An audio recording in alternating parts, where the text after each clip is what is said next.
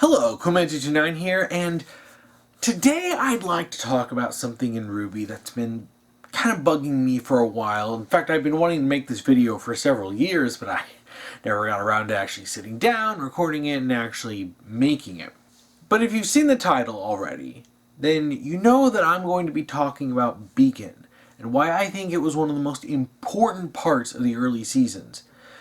And why getting rid of it so quickly after only 3 seasons was a terrible decision.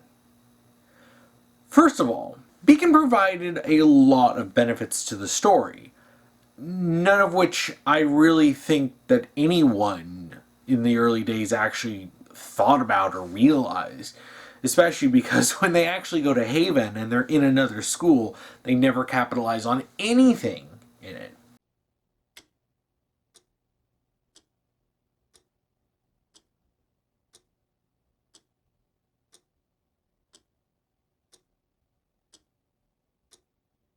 But Beacon provided many benefits. The first benefit to this, is setting this in a school like this, is that it localizes everything. So everything that happens in Volume 1 through 3 happens in or around the Beacon campus, with the sole exception of the Mountain Glen storyline, which then comes back to Vale. But what this does is, this means that the writers are focused on, okay, they're in the school, they're attending classes, they're doing whatever, and then occasionally they'll like go into the city or go into Forever Fall Forest.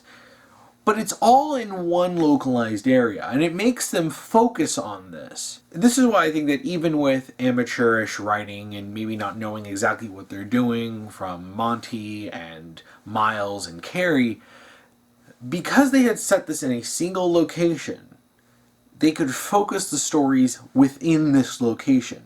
We see that without a singular location to tie them down, they just kind of flitter around and they don't really seem to know what they're doing. Which is why something like Volume 4, which just was kind of in between until they got to Haven, just kind of fluttered around and they're like, okay, well, we'll spend an entire season telling you what Ren's backstory is. Now, the decision to have it set in a school may have been just because that's kind of an anime cliche, you know, story set in a high school, or particularly like a magical or a mystical high school, of something that's not normal school stuff. That may have been the reason why, but it came with the benefit of being able to localize all this, and not just the story, but also the characters. So even when they have other characters coming in from other parts of the world, like Sun and Neptune were, they were just living on the campus. It's a school campus with dorms. There's a reason why all these characters are here. There are 8 main characters in RWBY. You have our 4 primary protagonists with Team RWBY, and then 4 secondary protagonists with Team Juniper. And then that's not even counting all those supporting characters, and you have so many characters in this story that, frankly, it's always suffered from cast bloat. But a lot of people may not have even really thought about this for the early seasons, because it never really felt like that. It certainly feels that way nowadays, where you have all these superfluous characters who are just there and don't really contribute much. In fact, Judgmental Critter recently made a pretty darn good video talking about the cast bloat in the series and how basically these problems have been there since the beginning. Early volume stuff. They need a bully character for the Jean arc, so they made Carden. Makes sense. He's named after the Cardinal of Winchester, which is a very clever reference to Joan of Arc, which is Jean's inspiration. It makes sense. It's all cool. Hunky-dory. But now Carden needs a team. So what do?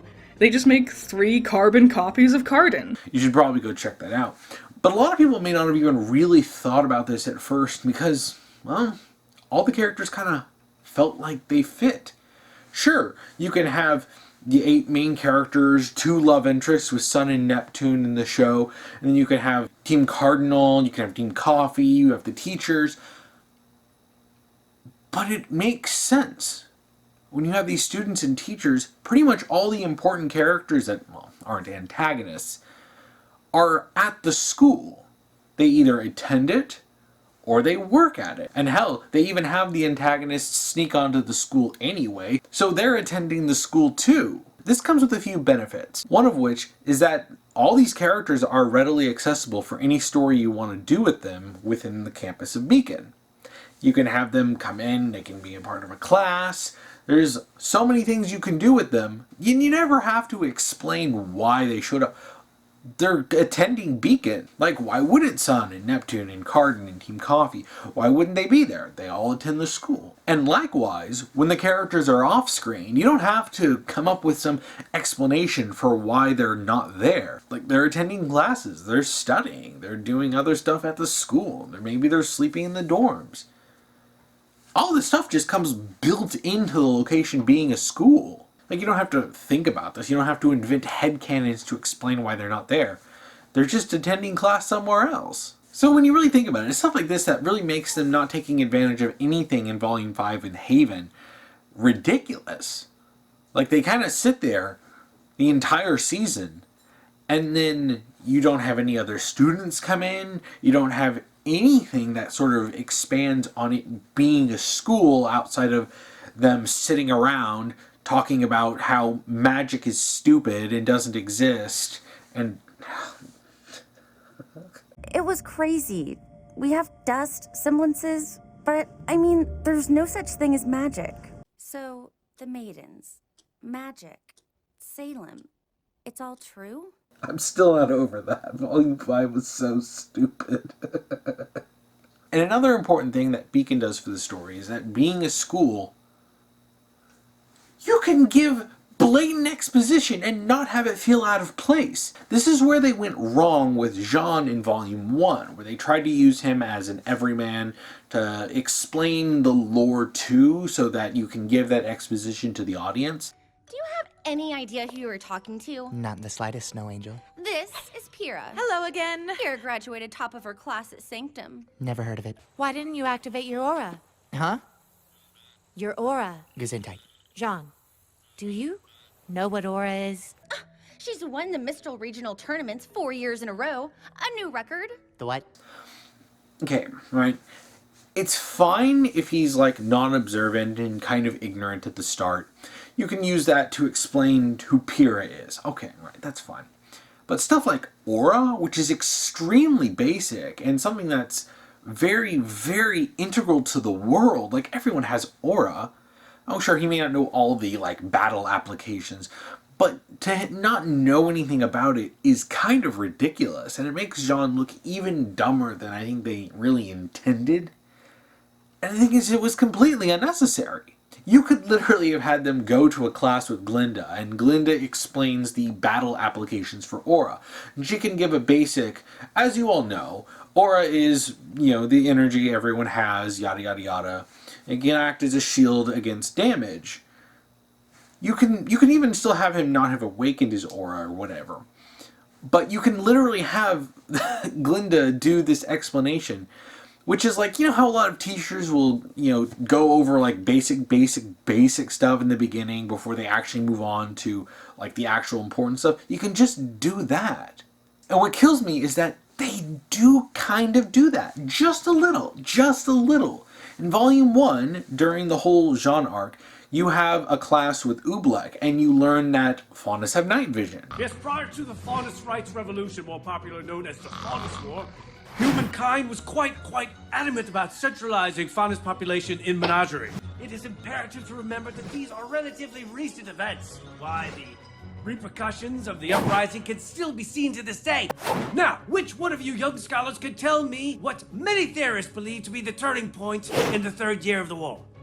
Yes. The battle at Fort Castle. Who can tell me the advantage the Faunus had over General Lagoon's forces?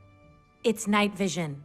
Many Faunus are known to have nearly perfect sight in the dark. General Lagoon was inexperienced and made the mistake of trying to ambush the Faunus in their sleep. His massive army was outmatched, and the general was captured. And it just seems like a kind of an extraneous detail. It's not really important. Until you get to Volume 2, where you have Sun and Blake at the White Fang rally, and Torchwick spots them.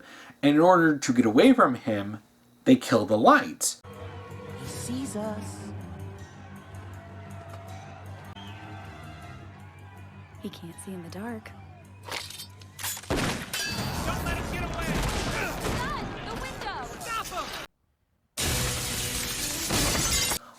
Okay, Roman can't see in the dark, but Sun and Blake can. So they use that to give them a head start to escape before he chases after them. That is good. That is smart. You establish an important detail early on, and then in the next season, you actually make good on that. You show why this is something that they established earlier. Great. But they don't do it with other stuff. It's crazy to me to think that they could have been having multiple classes and explaining things about the world that would come up later, but they never really did that. And they got rid of Beacon after 3 seasons, but really the 3rd season was a tournament arc. So they didn't really do any school stuff there. It was just all about the Vital Festival tournament. So it was really 2 seasons of actually utilizing Beacon as a school, and then they got rid of it.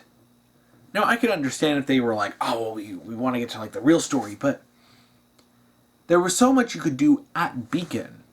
And you can use this to set up all this information. It seems like such a waste to get rid of the school so quickly, and they really didn't understand what they had. They had such a great tool to explain stuff. You didn't even need those World of Remnants, because you can have lore just dumped on you by a teacher. They have Oobleck talk about Menagerie and, Faunus rebellions and all that stuff that happened, in the past. Like, keep doing that. Use Oobleck to talk about historical aspects of the world. I would say introduce more teachers to explain different parts of the world, especially because you need a teacher to explain what the hell, like, legally do huntsmen and huntresses do? Because they never really go into that, and even up to Volume 9, which is the current season.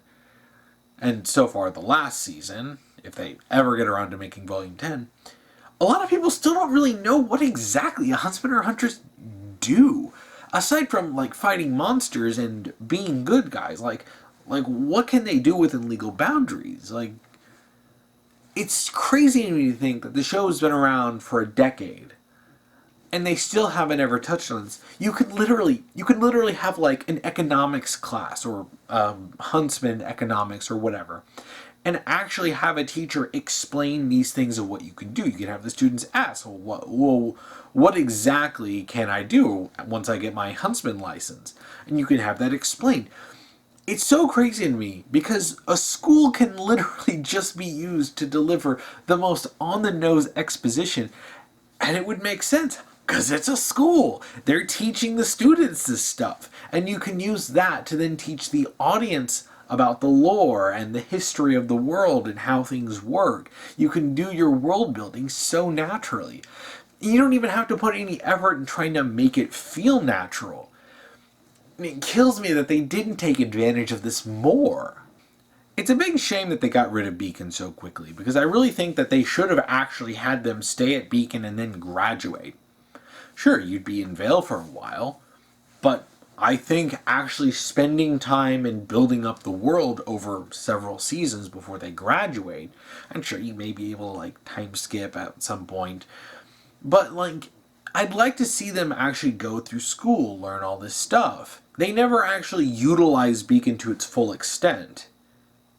And I know it's a complete accident, and I know that Monty and Miles and Carrie never actually realized just what they had on their hands, because when Miles and Carrie had to write Haven, they did nothing with it. The characters sat around. Even the fact that they were talking to the headmaster never really felt as relevant.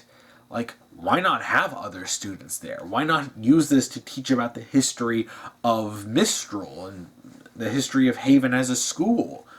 You can still use this stuff, even if they're not attending the school. You can still use it as a school to develop the world and introduce characters, or maybe bring characters back. You can do so much with this. But they never did. It's just another one of those things that you can chalk up to another missed opportunity in RWBY.